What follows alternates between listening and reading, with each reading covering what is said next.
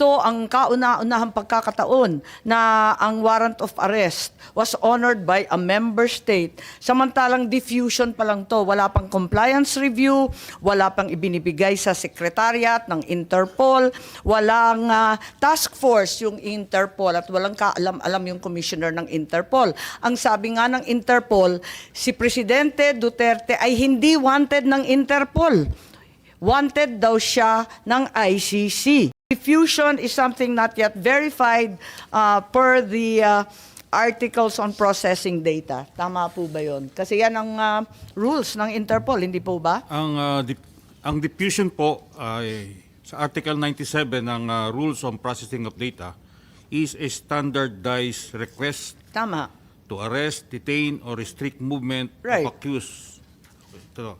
Tama, pero hindi Tama pa po. hindi pa siya verified, hindi pa siya naimbestiga at hindi pa nailalagay bilang opisyal. Wala pang task force, Tama wala po pang yan, tama po. compliance review. Pero hindi po ibig sabihin noon na wala siyang value. Pero Pareho po mismo yung Interpol, sinasabi po sa atin na first time daw na yung member state agad-agad in-acknowledge